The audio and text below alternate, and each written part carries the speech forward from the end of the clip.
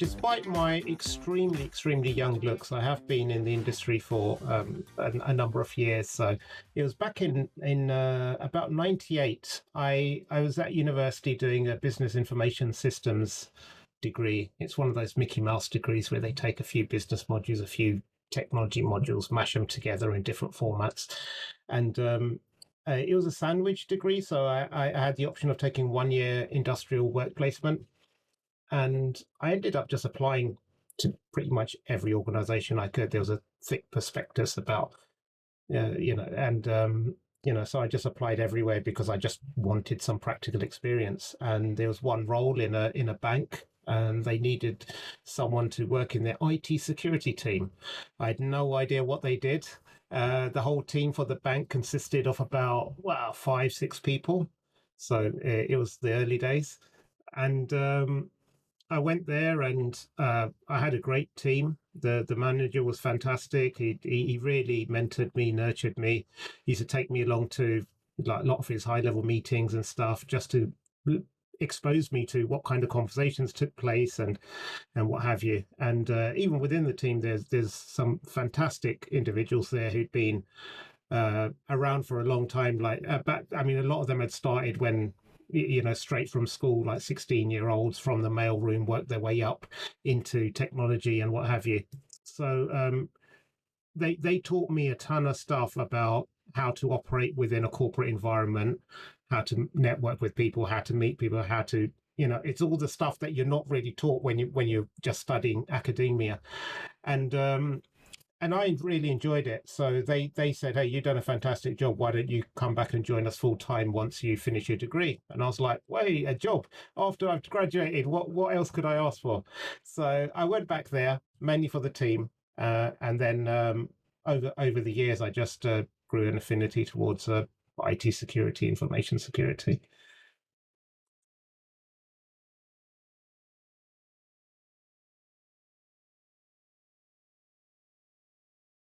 That's right. That's right. And bear in mind, back in that time, like IT security wasn't even really a discipline that was mature or very well understood. There was certainly no degrees or qualifications you can get in that space. It was just another part of security, technology.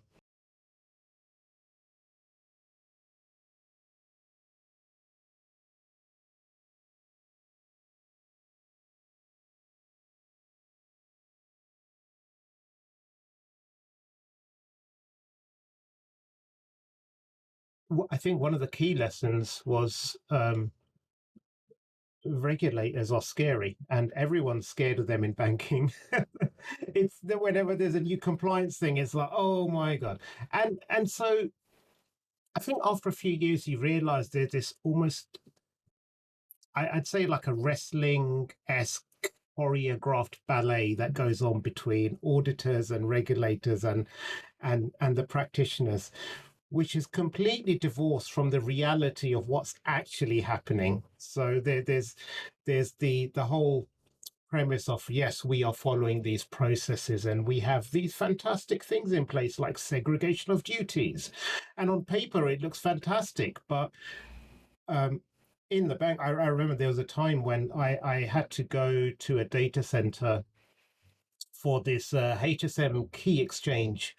They were a ceremony, and so I had half of the key sealed in an envelope.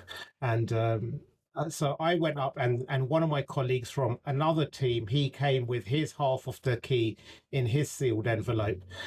And so we spent the day in the data center, and then we received the phone call, okay, we're ready for you to do your part. So he went up to the terminal, opened up his envelope, keyed in the key, and ran the commands that needed to be run. And then he said, okay, your turn. So I went up there, opened my envelope, typed it in, and then I was following the procedures, and it was like it wasn't working. And I tried 2 or 3 times, and by this time I'm sort of panicking, like you're feeling really warm even within a cold data center. So I turned to him and I said, look, I'm really sorry, but here's the documentation, it's just not working. And he goes, "Oh yes, that documentation hasn't been updated, and what you need to do." And like, I was like, "Do you just want to come over and do it for me?" So he came over, he took my half of the password, he keyed it in, he ran it all for me. It worked.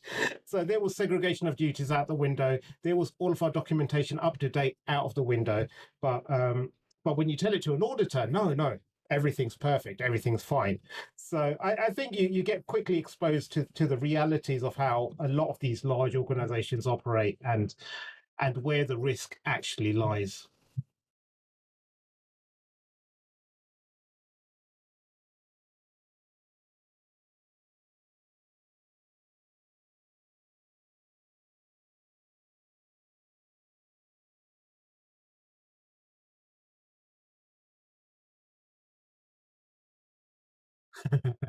So this is the benefit of being young and overconfident in your abilities, and and also, the early 2000s was a time when you would run everything in production, uh, and mainly because a lot of times people wouldn't realize even if you messed up.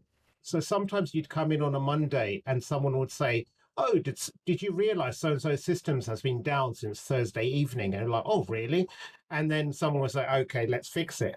And because it's not like now where you can't even have a system down for more than 5 minutes before it blowing up on social media and like, "What's the matter with your systems? Never doing business with you ever again." So I do think there was a certain safety net and a luxury of learning in a relatively safer environment in the early 2000s. But yeah, the bank had this online banking system. Well, it's a precursor to online banking because it was only available to high net value individuals. And what it allowed them to do was track all of their foreign exchange accounts. So if they had a pound account, a dollar account, a yen account, whatever, they could see all of them and they could make some basic transactions in that. And so a request came through to make some changes, and it needed a ton of file permissions changed. Now, if I'd gone into File Manager and set those, it would have taken me a long time. Like we're talking about an hour at least of going through manually files and setting the permissions and what have you. So what we used to sometimes do is write our own CACLS script, CACLS, something access control list. I can't remember what it stood for, but you just open up Notepad, you run the command, save it as a batch file, hit run, point it to the server, and push it would go in and do all the things. So I took all the changes that need to be done, copied, pasted them all in, set all the folder structures in there, hit go. I missed a flag and it basically overwrit the wrong permissions across all of the files. And I went through and I thought, this doesn't feel right. And I went in and I started comparing some of the files. And I was like, some of these are wrong, but surely it can't be all of them that are wrong. And within like 10 minutes, we had a priority one incident on our queue. And my manager turns to me and he's like, "Oh, you do Windows stuff. And like, there's this P1 incident and they're having an incident meeting right now. Do you want to go and represent the team?" I said, "Oh, yeah, that's strange. I wonder what's happened." So at this point, I'm thinking I've lost my job because it's a P1, there's an incident meeting, and I was really like sweating bullets. So I did what I thought was the right thing to do at the time, which was an act of self-preservation. I went to the server, went to the log file, and cleared the log file. So just so this was before the days of log management or a SIM or anything that centrally shipped the logs. It was just a 24-hour automatically overwrite that I just expedited, is how I thought of it. So I went into this instant meeting, and there were like important people. There was the head of retail banking. There was like the product owner from the business. There was a few other people. Everyone's like, this is like unacceptable. We've had several complaints from our highest value customers, and they can't access their system. It's all gone down. And I'm there and I'm like, I have no idea. But I've taken a quick look before coming in, and I think that some of the permissions might be corrupted on the server. And they're like, well, how do you know? I said, I don't know. There seems to be a problem with the server. And then luckily, there was another technologist there who was one of the PM in the PM's office, and he was like, oh yes, he's right. There is something wrong with the server because it doesn't seem to be capturing any logs either. I just looked at the log file and it's empty. So everyone bought the story.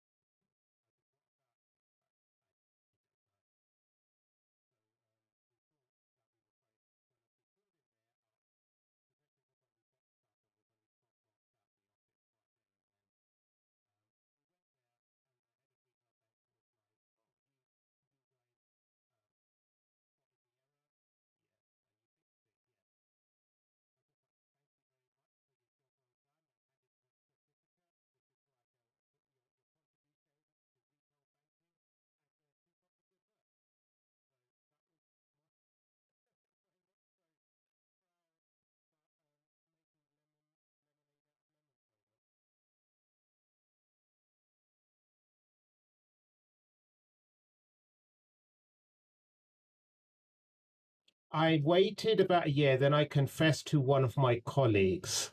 And the reason I confessed to him, and he was like one of the lads, so he was all on the level with it. But it was actually a time we were doing some upgrades and we were looking for suggestions. And um, I said, we've got a risk that admins can actually go in and tamper with the logs. So we've got no way of preserving the logs. And that was accepted. And then we took it on as like a project to implement some central logging system that would ship off the logs in and then, protect it from anyone doing something as crazy as clearing the logs to cover their tracks. So I learned a lot from the process.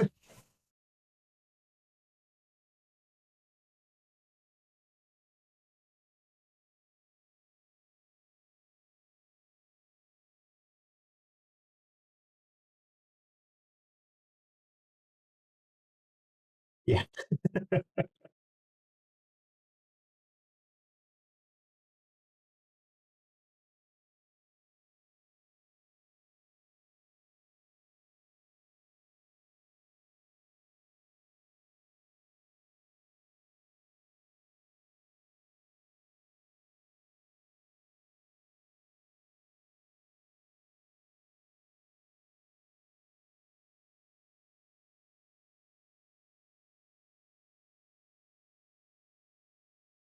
A lot of it is based in banking, yes.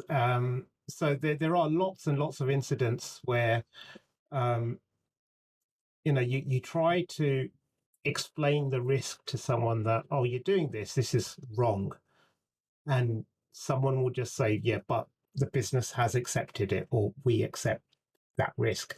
And I think one of the early the early times of this was I was working at one of these investment banks, and they needed they had a Sarbanes-Oxley audit done, and they had some findings. So I was a consultant at the contracting at the time, so I went in, and one of the areas I was looking at was end user developed applications, and I found a huge monstrosity of a spreadsheet that the traders were using to base a lot of their trading decisions on.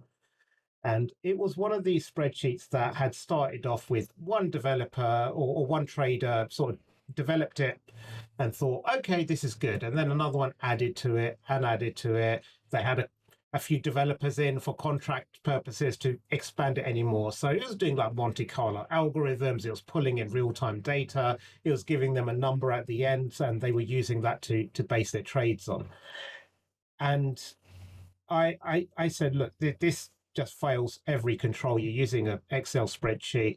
There's no segregation. There's no authentication. There's no audit tracking. There's no protection. There's nothing here. And I took it to the head of the trading, like the business area, and I was so sure. I thought I had an airtight case. You know, you sometimes walk in like you think that I'm Harvey Specter from Suits. I can walk in there, I can convince them, and they're going to change their ways. And I laid it all out. I said, "This is like really bad." And he goes, "Yeah, we know, but we've accepted the risk as a business." And you know, when you just like lost for words, and you're like, I just cannot say anything to that. It's a bit like, you know, I mean, maybe now I try to frame it a bit differently, but I was like, well, okay, it's your neck on the line then.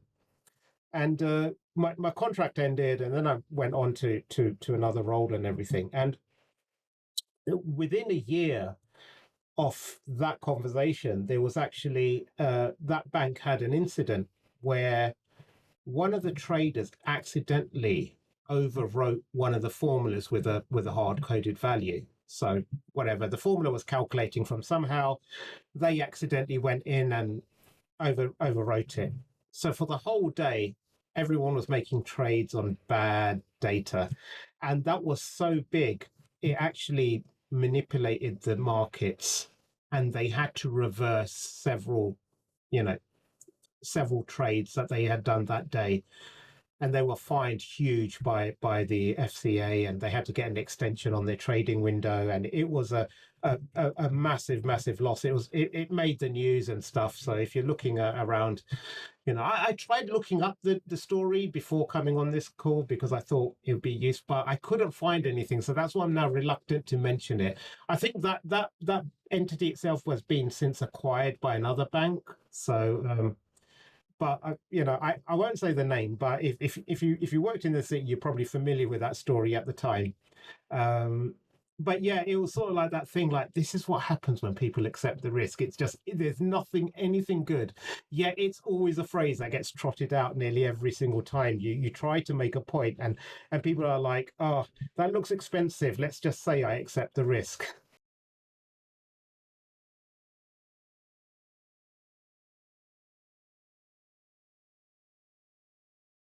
Later on, in another organization, another bank, I was working on another incident, and this was my sort of wake up moment to, I have no idea how to talk to people. And that was, we were looking at a pin mailer solution. So the bank had so when you get a new debit card or credit card, you're emailed separate, or you're posted separately a letter that you open up, and then you peel it off, and there's your pin number. Your pin is there, and those are sent out by a pin mailer, which is like a fancy printer.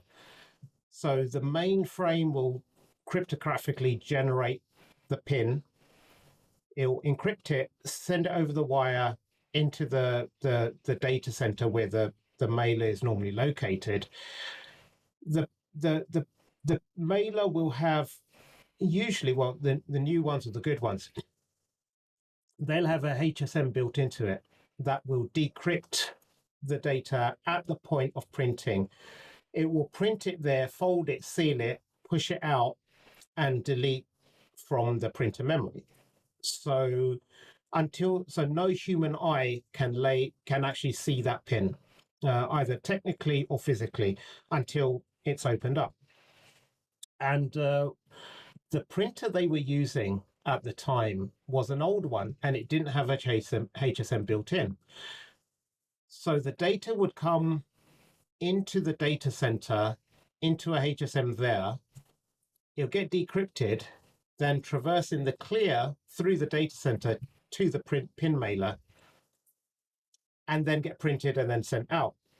And I was like, well, this isn't an exclusive data center, it's a shared data center. And then you have contractors and everyone. So now you have the risk that someone could tap the network, intercept it somehow, and then they have all the details in the clear. They have the name of the person, the address, because all that's in the postal information. They have the last 4 digits of the card, and they have their PIN. So now it's a risk because someone has that information, and they could end up going to someone's house and stealing their card and using the. And this is where I felt like I was losing the battle, because I was like, so they were like, okay, they can see the data, so what? And I was like, yeah, but they can go to their house and take their card and spend the money. And they were like, well, we actually set aside 50 million a year for fraudulent card losses. We'll increase it to 51 million. What's your point? We accept the risk. And because there was personal information involved and card data involved, there was someone from legal in that meeting. And they said, that's actually not the risk. And I was like, okay, what is the risk? And they said, well, if someone has some disputed charges on their card and they go to court, you want to be able to prove beyond reasonable doubt that no one else has seen the PIN before that user did. So then you can put the liability onto the user, saying that you either shared your PIN with someone, or you wrote it down, or whatever. What you can't have is someone going to court and then them doing an investigation, saying, aha, there's this part in your network where it's traverses in the clear. Anyone could have done it, because then every single one of your card users, in theory, could then turn up to the court and say, I dispute all my charges here. And he goes, and that is the real risk. Then suddenly it turns from a simple case of small fraud to like, we cannot sustain this model anymore. And that's when the penny dropped for the business. And that's when the penny dropped for me that, we're so focused on looking at things from a technical perspective or from a security with those blinkers on, that we don't really I didn't take time to understand what the actual business risk to something is and what are we really defending against. And so that really, really changed my approach from then on in. Like I would try my best to understand a lot more about the business, about the nuance, and really try to frame the risk in a way that's actually understandable. And as a result, I changed my opinions on so many things I'd done. And things that I used to think, oh, this is major risk, and it's like, well, what is it major? Is it really major? No, not really. And I think that compliance has a lot to say to answer to for that, because there's lots of these best practices or compliance requirements that come out, like thou shall have a web application firewall. Well, why? Does it have to be in active mode? It doesn't matter. You shall just have a WAF, and I think things like that just push the industry in the wrong direction.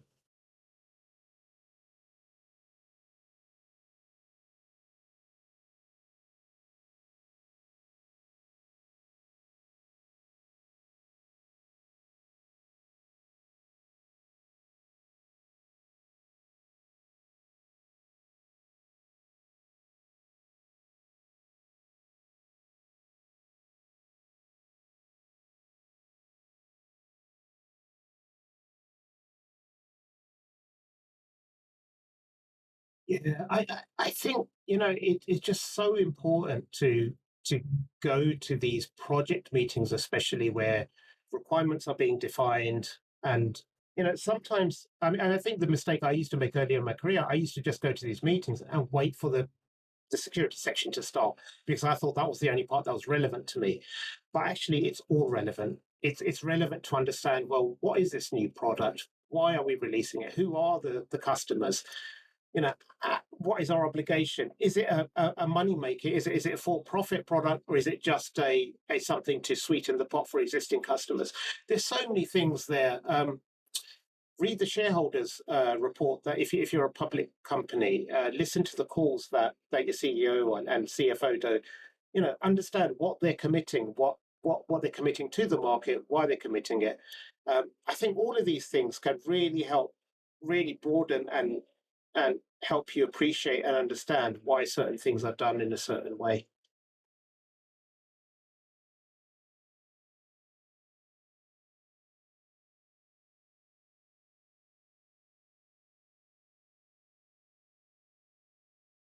Yeah, I was working happily in banking and as contractor as well. And then Wendy Nather was the director of research at 451 at the time, research, and she she approached me really just through my the blogging that I was doing and the videos I was doing, and she said, "Well, she said you seem to have a good analytical mind and you can communicate the needs that you can communicate clearly. Said, why don't you have you ever considered becoming an industry analyst?" And I said, I have no idea what an industry analyst does. I read these reports by Gartner or the Magic Quadrant or whatever you had. Beyond that, I have no idea. Uh, I said, what I do know is I like to understand things. I like to write about things, and I like to share ideas. And she goes, well, that's pretty much what an analyst does. You speak to incredibly smart people every day, whether they be vendors, whether they be CISOs, or whether they be investors. So you get to understand the market from every different angle. You get to consolidate the information, write a report, and then everyone thinks that you're really clever. And I thought, oh, what more could I ask for? So I joined 451, and it was a different type of role because it was my first step away from being a practitioner in the true sense. I was no longer responsible for actually making changes on any Windows NT servers, thankfully. But it was a really good eye opener into the world of how these things actually work. And it really gave me a big appreciation for how, especially the vendor side of world works, in terms of like it's not easy coming up with a product. It's not easy coming up with something that you think will solve a certain aspect. And then there's so many factors there. There's the funding involved. There's trying to get your first customers. There's the building up of your case studies. There's the iteration process. There's the going to RSA and all that kind of stuff that it's easy to be dismissive of, and I used to be dismissive of it. But once you take a peek behind the curtain, you gain a newfound respect for especially that side of the world as well.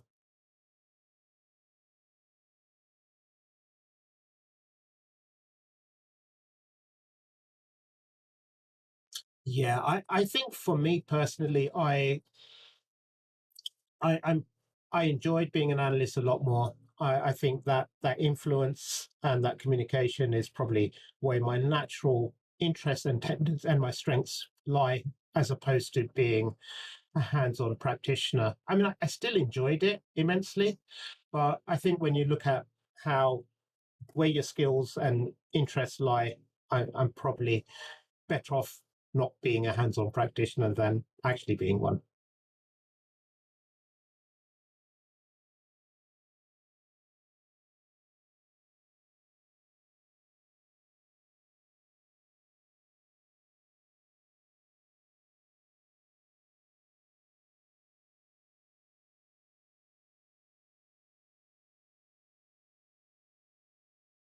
Yeah, so I mean I really enjoyed my time at 451. It was amazing. I can't say anything bad about it other than it mentally it is a lot. It's like doing a PhD every year or something. You're always at the cusp of things. And so I did feel a bit like I need a change of pace slightly. And that's when Alien Vault got in touch with me and say, hey, we're looking for someone to be our evangelist or advocate or whatever.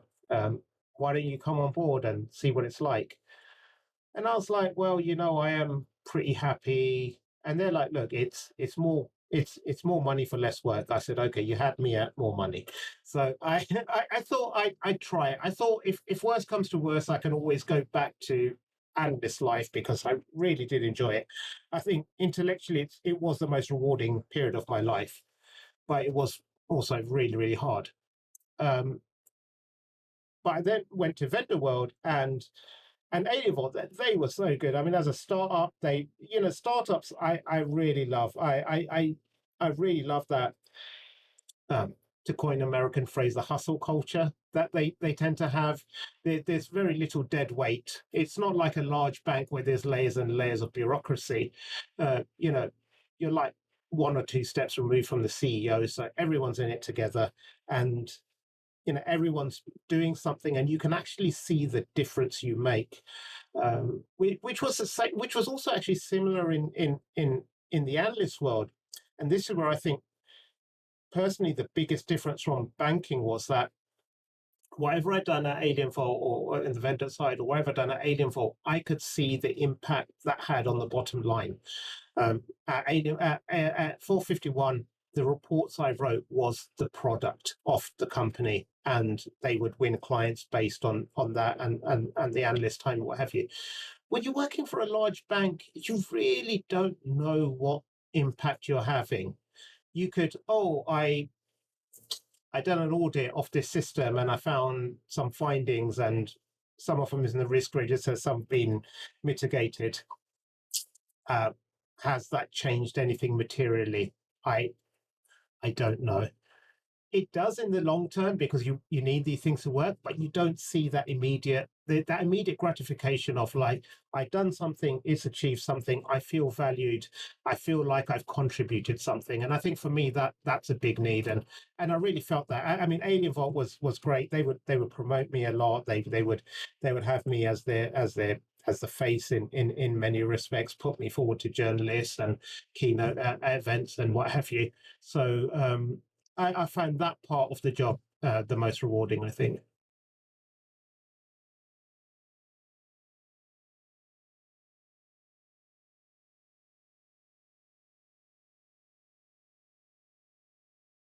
Oh, 100%, 100%. It was just so good. I mean, everyone was so friendly and enthusiastic, but also really competent at what they did. And so, it's just like a really good pace. Everyone's out there trying to do their best, and everyone understands where they all fit in. So, being a smaller private company, you know, there's not all the restrictions like for a bank. If you're like, oh, I want to attend this meetup in London. Oh well, compliance has to sign it off, and you're not allowed to represent the bank, and you're not allowed to give your business card out. And whereas like you go to a place like Alienfall and say, there's this dormant volcano. They're inviting some hackers to speak there. Can I go? Yes, of course you can. Off you go. So that's the change in mentality. It was just like that freedom and trust, which is so great.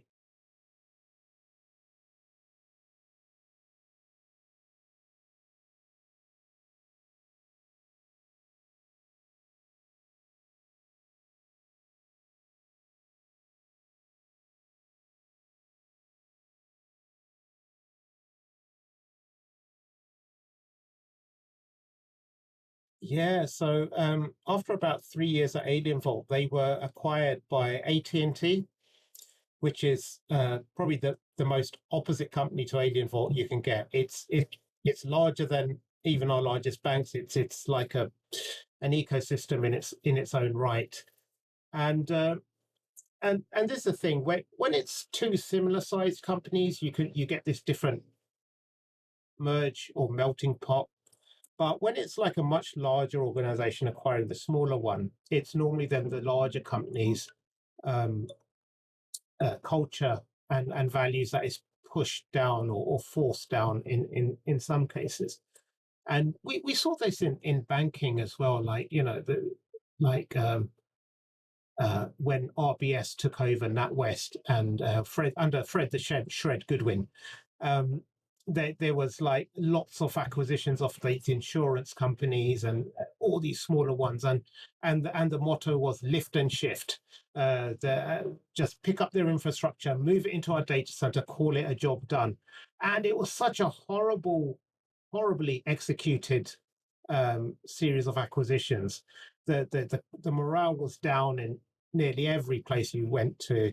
I mean, as a security team, we had to sometimes go to like some of these new acquisitions and say, "Hey, can we work out what's there?" And people just did not want to speak to anyone. They were just like, "Go away."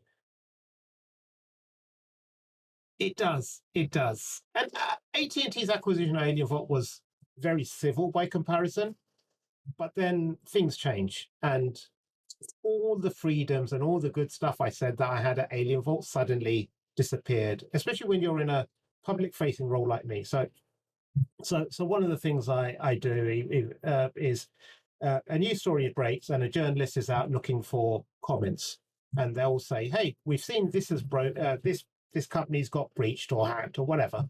Do you have any thoughts on it?" And then like I'd be like, "Oh yeah, of course." So from the information that's available, it looks like this has happened. Maybe we should all try to think more about if they had some privileged identity in place, they could have minimized the risk of this happening. So that's what you turn around and say. Um, Under AT&T, it's like, oh, you can't speak to journalists directly. The journalist needs to come into legal. They need to review the question, and then it's sent to you. And then you need to reply to legal, and they need to review your answer, and then it's sent to the journalist. And this process ends up adding about 5 days to the process. So something that used to take 15 minutes now take 5 days. By the time you've responded, the journalist has forgotten about the story. They've written like five others in between. So things like that started to creep in, and I became quite ineffective at execution. I am indeed, yes, yes. So after the acquisition, one of my friends, he was working at Know before, Eric Crone, and he said, "Oh, you should come join Know before. It's a great place." And I was like, "Well, give it a while. Let me just see how things settle down. Maybe AT&T will be a really, really good place for me." And then 6 months later, I just said, "Are you going to RSA? Let's have a chat." So that was about 3.5 years ago, and yeah, I've been here at Know before ever since.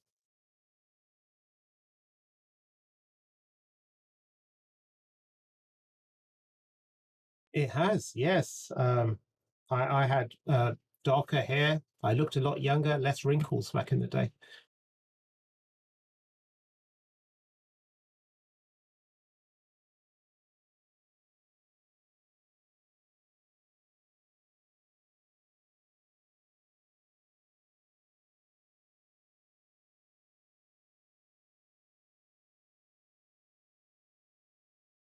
So I was fascinated with YouTube from an early from the early years, like just like when Google acquired them, and then I started looking into it. And I thought, this is fantastic. You can sit in your room with your own camera. You can write, shoot, edit, upload, and potentially reach an audience of thousands. Um, and you don't need to go through a production house. There's no distribution channels. There's no nothing. I thought this is great. And I really liked a lot of especially the early YouTubers. There's loads of different formats, but you had like people that were doing skits, and there were people that were really focused on like monologuings, and other people had rants, and other people had so there were all these different styles, and I like these are so good. They're so engaging. They're like 2 or 3 minute long, and you get so much information. And I thought, surely I can do that, but for information security.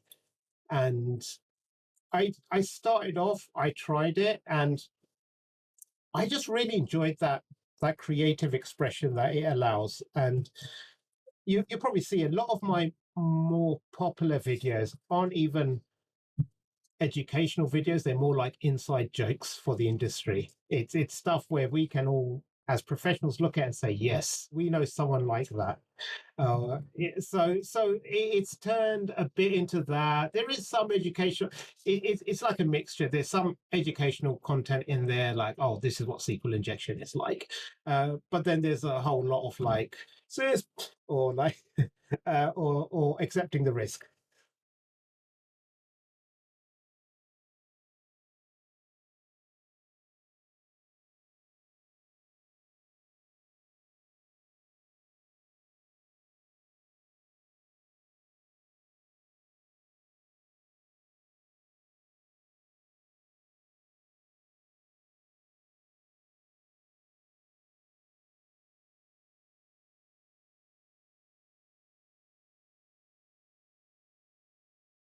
I do. I do. I think as an industry, sometimes we're overly negative, overly harsh, overly critical, even of ourselves, and then portray things in a doom and gloom way. And I can understand where that stems from, but we're not going to win friends and influence people by doing that. And today, more so than 20 years ago, it is so important that we bring people on board because cybersecurity impacts everyone now. Even my dad understands what cybersecurity is now. Even he, like you see even developing nations have got some sort of like smart chips in their identity cards, or they have some form of mobile banking or payment system. So they all understand that there's a need for security, or that hacking takes place, whatever that might mean. And if we are sat on the sidelines just shouting at clouds, then we're doing ourselves a disservice. We're doing the industry a disservice. And we are failing the people that need the expertise or the protection the most.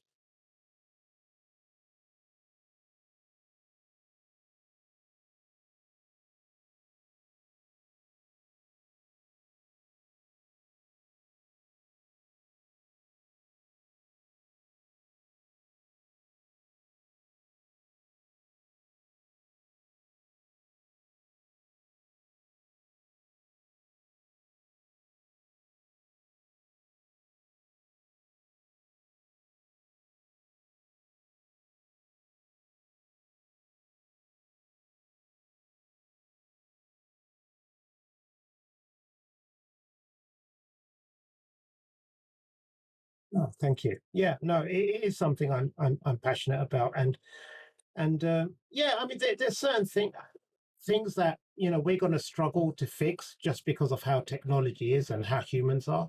People, how long have we been going on about passwords? And for the last 5 years, everyone's predicting this is the year passwords are going to die. It's and that's fine, but there are certain conversations we need to keep within the industry, and there's a certain message we need to portray to everyone else who's a user while we figure out our own internal issues, and not to mix the two together.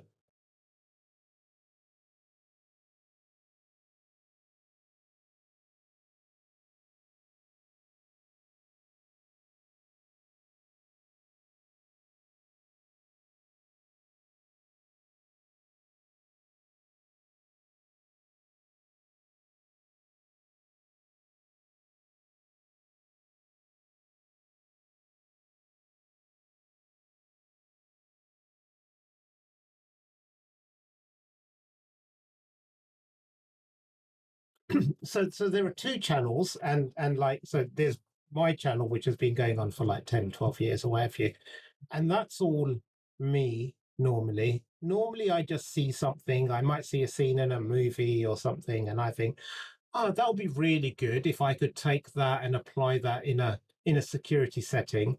Other times I've taken people's blog posts and I thought, this is a fantastic blog post. Let's use it as a basis of a video, and those have worked really good as well. The more advanced, like the host unknown stuff, where you have the choreographed music videos, that's more of a team effort, where I work with my other two sole founders, and Andy and Tom, to put a bit more time into the and money into getting the vocals right, getting location. We hire a proper like director, videographer, you know, everything, the full works. So it's more of a labor of love, but we do really enjoy the process. It's just a process that's really, really hard to get done. So that's why we've only done like a handful of videos over the last few years instead of like doing one every month or something.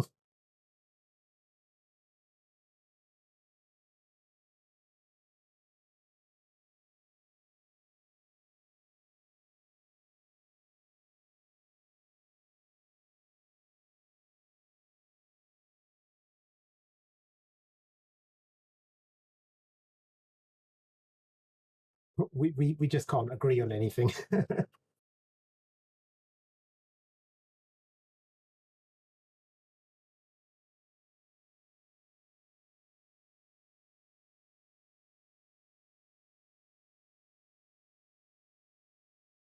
So I think that there's a few things. I think in the beginning, I say try not to compartmentalize yourself too much. Try to cast a wide as net as possible. Learn as much as you can about the different aspects of cybersecurity.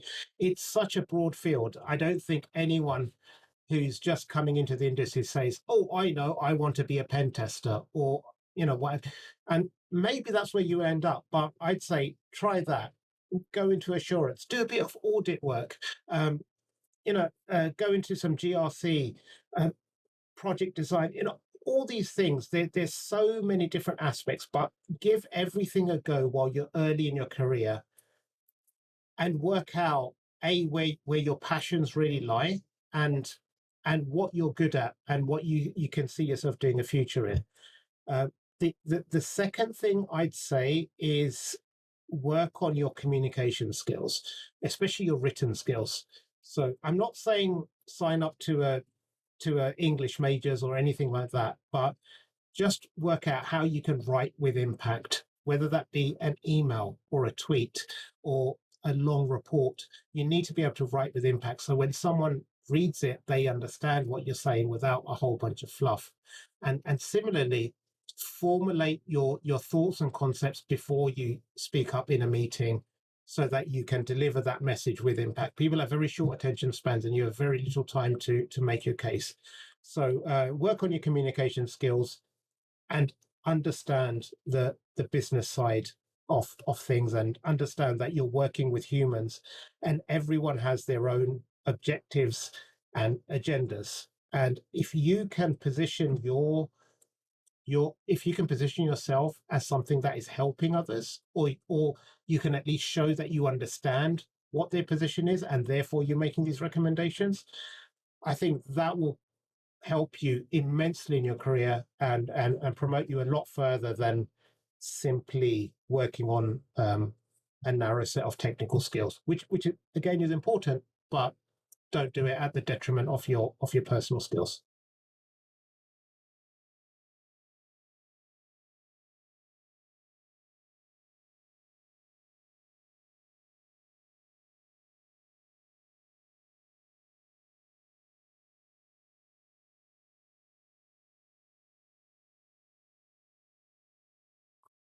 I think the key skill is really just giving everyone the benefit of the doubt.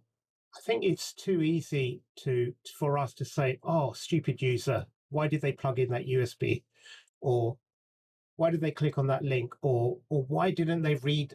It's all in the policy. Hello, why didn't you read the policy?" It's just that thing. But I think the more we can make people feel comfortable to speak to us about issues and provide that judgment-free environment, the more people will then come to us with issues, and then we can. Because if like 50 people are coming up to you asking the same question, you can't keep on saying it's in the documentation because clearly the documentation is either not easily findable or understandable. That's telling you a message. So if we're turning into these grouchy cynics saying like, "Go read the documentation," uh, we're just going to get we're going to get invited less and less to those conversations. So So just provide that judgment-free environment and allow people to reach out to you. I think that in itself will help you go a long way.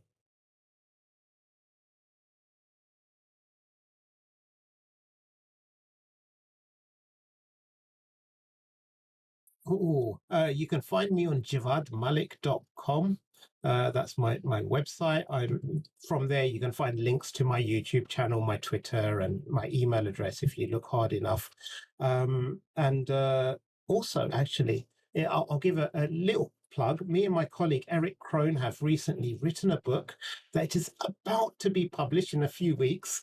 So keep your eye out for 50 Ways to Thrive and Survive in Cybersecurity, and it's aimed actually towards start people starting out their careers, but it's also a non-technical look at the skills you need to be in cybersecurity for a long career, hopefully.